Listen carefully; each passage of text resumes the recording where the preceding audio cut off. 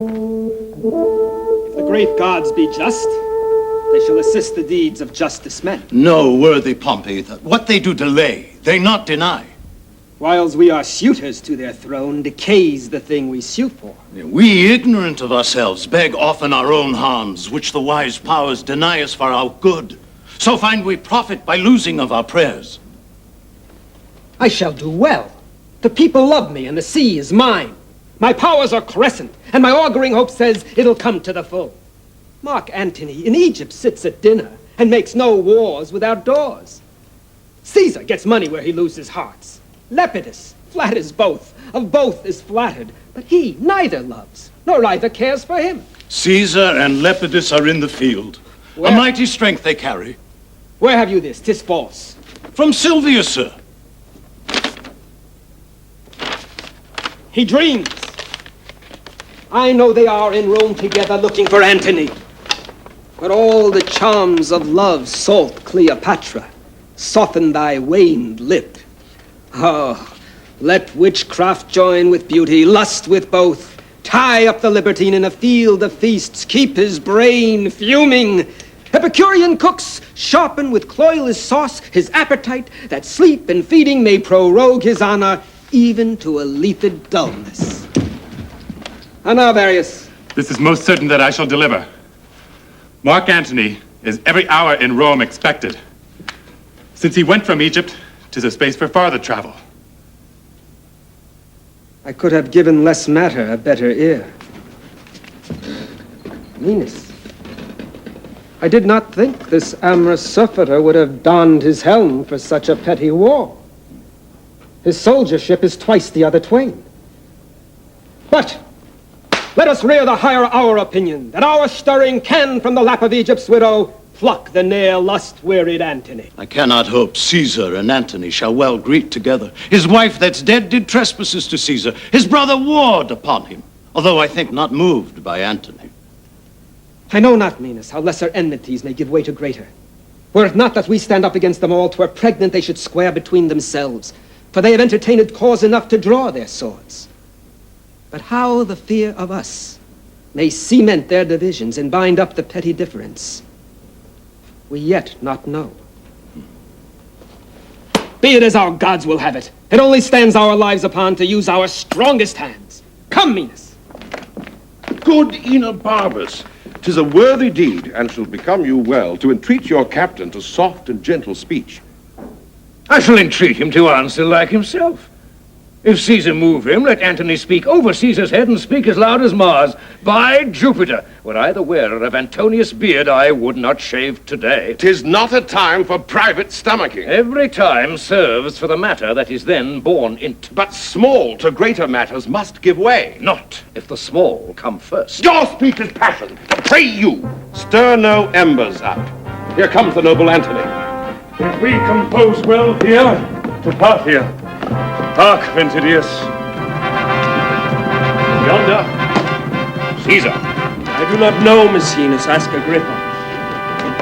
Noble friends, that which combined us was most great, and let not a leaner action rend us. What's amiss, may it be gently heard.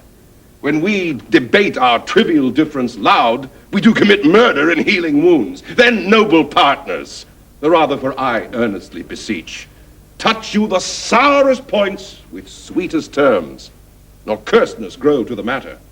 'Tis spoken well. Were we before our armies than to fight, I should do thus. Welcome to Rome. Thank you. Sit.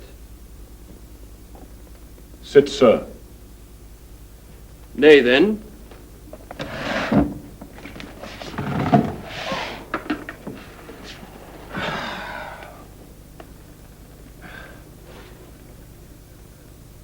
I learn you take things ill which are not so, or being, concern you not.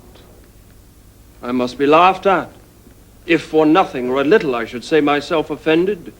And with you, chiefly in the world, more laughed at that I should once name you derogately, when to sound your name it not concerned me.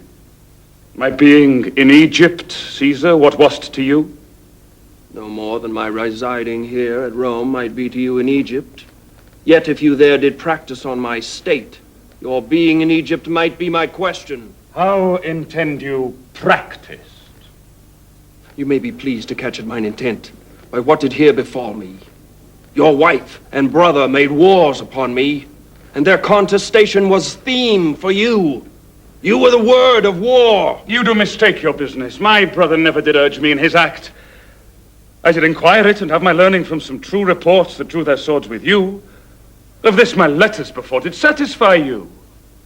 If you'll patch a quarrel, it must not be with this. You praise yourself by laying defects of judgment to me, but you patched up your excuses. Not so, not so. I know you could not lack, I'm certain on't, very necessity of this thought, that I, your partner in the cause against which he fought, could not with graceful eyes attend those wars which fronted mine own peace. As for my wife, I would you had her spirit in such another.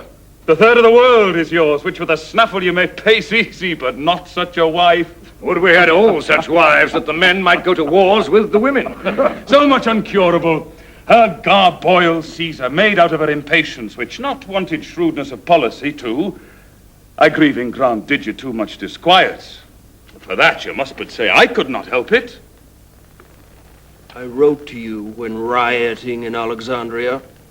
You did pocket up my letters, and with taunts did jibe my missive out of audience. Sir, he fell upon me ere admitted.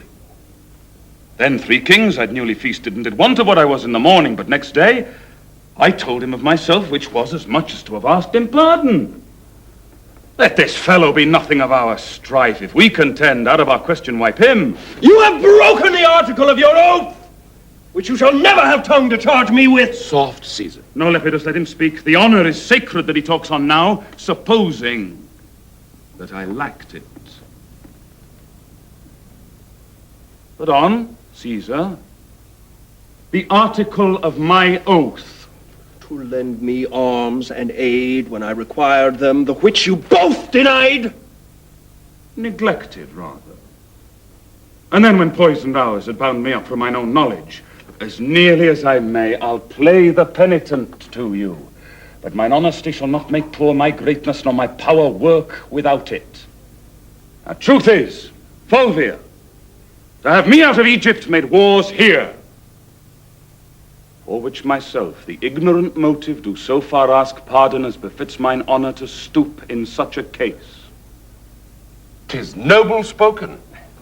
If it might please you to enforce no further the griefs between ye, to forget them quite were to remember that the present need speaks to atone you. Worthily spoken, Maecenas. Or if you borrow one another's loves for the instant, you may, when you hear no more words of Pompey, return it again. Thou art a soldier only, speak no more. Oh, the truth should be silent. I had almost forgotten. Do wrong this present, speak no more. Go to, then, your considerate stone. I do not much dislike the matter, but the manner of his speech. For it cannot be we shall remain in friendship, our conditioning so differing in their acts. Yet if I knew what hoop should hold us staunch, from edge to edge o'er the world I would pursue it. Give me leave, Caesar. Speak, Agrippa. Thou hast a sister by the mother's side, admired Octavia. Great Marc Antony is now a widower. Say you not so, Agrippa. If Cleopatra heard you, your reproof would well deserve of rashness. I am not married, Caesar. Let me hear Agrippa further speak. To hold you in perpetual amity, to make you brothers, and to knit your hearts with an unslipping knot, take Antony Octavia to his wife, whose beauty claims no worse a husband than the best of men, whose virtue and whose several graces speak that which none else can utter. By this marriage, all little jealousies which now seem great, and all great fears which now import their dangers, would then be nothing. Truths would be tales where now half tales be truths. Her love to both would each to other, and all loves to both draw after her. Pardon what I have spoke, for 'tis a studied, not a present thought, by duty ruminated.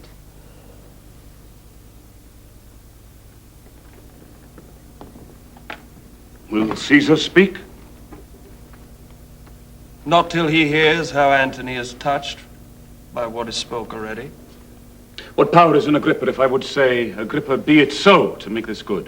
The power of Caesar, and his power unto Octavia. May I never, to this good purpose which so fairly shows, dream of impediment. Let me have your hand. Further this act of grace, and from this hour the hearts of brothers govern our loves and sway our great designs. There is my hand. A sister I bequeath you whom no brother did ever love so dearly. Let her live to join our kingdoms and our hearts, and never fly off our loves again. Happily, amen. I did not think to draw my sword against Pompey, for he hath laid strange courtesies and great of late upon me. I must thank him only, lest my remembrance suffer ill report. At heel of that, defy him. Time calls upon us. Of us must Pompey presently be sought, or else he seeks out us. Well, I see. About the Mount Macenum, What's his strength by land? great and increasing, but by sea he's an absolute master. So is the fame. Would we had spoke together. Haste we for it. Yet ere we put ourselves in arms, dispatch we the business we have talked of. With most gladness. Then I do invite you to my sister's view, whither straight I'll lead you. Let us Lepidus not lack your company. Noble Antony, not sickness should detain me.